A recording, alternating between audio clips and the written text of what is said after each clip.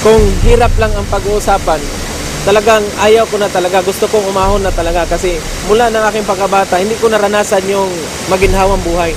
Habang nahihirapan ako, mas lalo ako nagpupunyagi, lalo akong talagang tumatapang na labanan yung kahirapan. Kasi nakikita ko sa siyam kami na magkakapatid, walang mahilig sa negosyo. Parang iba yata, parang gusto na nila yung kahirapan. Ako hindi. Kasi nakikita ko yung ibang tao, bakit ganun? So sabi ko, kung kaya ng iba, bakit hindi sa akin? Ito yung bahay talaga namin dito noon. Dito. Yan. Wala kaming kapitbahay dito, kami lang. Walang kuryente, walang tubig. Kubo lang. So ang sabi ko sarili ko, kailangan mapupunyagi ako. Kasi aahon kami sa kahirapan, dalhin ko yung pamilya ko. Doon ako nag-umpisa talaga pumasok sa network industry, mga year 1999. By year 2000, nakakuha ako ng unang sasakyan ko, yung motorsiklo na Krypton. 5 years kong ginamit yun, inikot ko yung buong Mindanao. Tapos, habang binabaybay ko yun, dinadaanan ko, ulan, init, lahat. Naharap ako pag dumadaan yung magagandang sasakyan. Sabi ko, balang araw, magkakaroon din ako ng ganyan. Marami akong pinasukan, kaya lang, hindi siya nag-successful. Kaya may mga panahon na iniwanan ko na rin. Kumita din ako, kaya lang, gusto mo pang magtrabaho, nawala na eh. Kasi magsara yung kumpanya. Kung iniisip ko lang sarili ko, okay na sa akin, kaya ko naman eh, kasi sanay naman ako sa hirap. Pero ayaw kong ipamana, especially sa pamilya ko, at lalo na nung nagkapamilya ko, ayaw kong ipadaan doon ang hirap na pinagdaanan ko sa mga anak ko. So, gusto kong umahon. Kasi ako yung tao na pag gusto ko yung isang bagay, ginagawa ko yan, kahit ano man ang hirap. Kasi titingnan ko, wala na akong balikan. Doon ako galing sa hirap. So, saan ako pupunta? Dapat, pupunyagi ako para pagdating ng panahon, at least makaahon rin kahit papaano. Hanggang dumating yung mga year 2008, 2009, nakita ko yung Royal. Sabi ko, aba, parang okay to Filipino-owned company.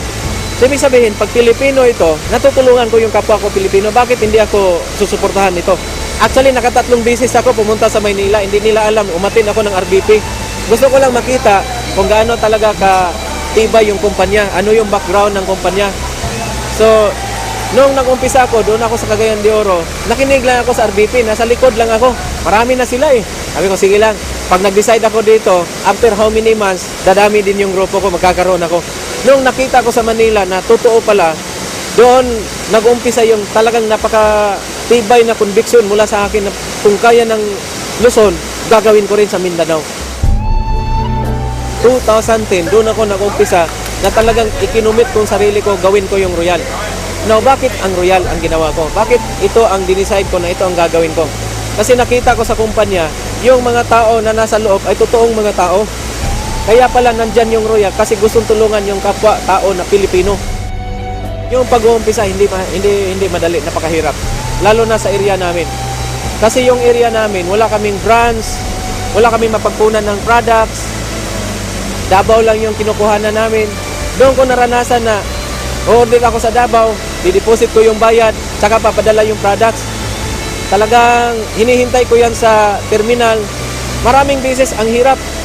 Natutulog lang ako sa terminal, hinihintay ko yun para maserve ko yung Iligan, Pagadian, Osamis, hanggang Zamboanga City. Hindi madali, pero nakikita nila yung conviction natin na talagang totoo yung ginagawa natin. Hanggang sa dumating yung punto na sinabi ng management na magkakaroon ng branch ng Cagayan. Doon talagang nabuhayan kami. Ako mismo.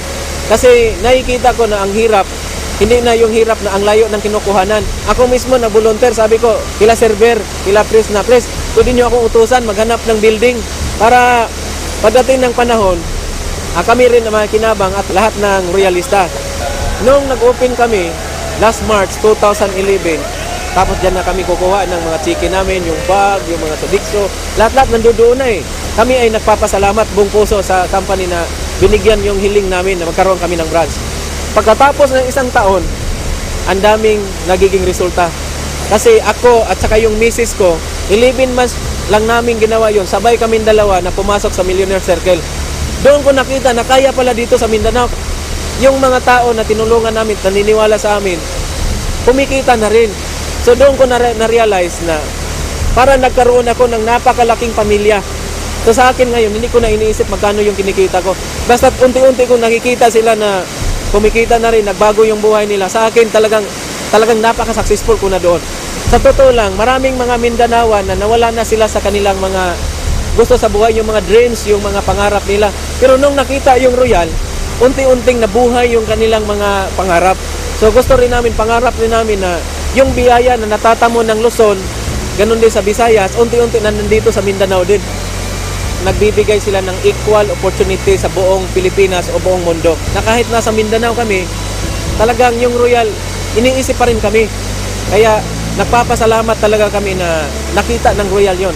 Hindi nangangahulugan na kami ay makipagkompetensya sa Luzon, kundi yung Luzon ay nagiging benchmark namin. Paano kami magsikap?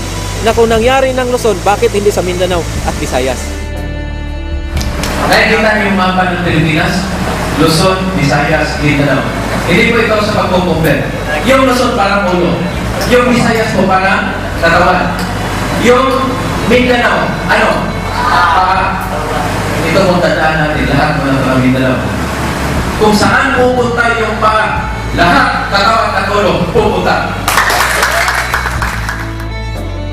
After almost 2 years na nandito ako sa Royal, ang daming nagbago sa akin. Few months ago lang, nakakuha tayo ng bagong Montero Sport 4x4.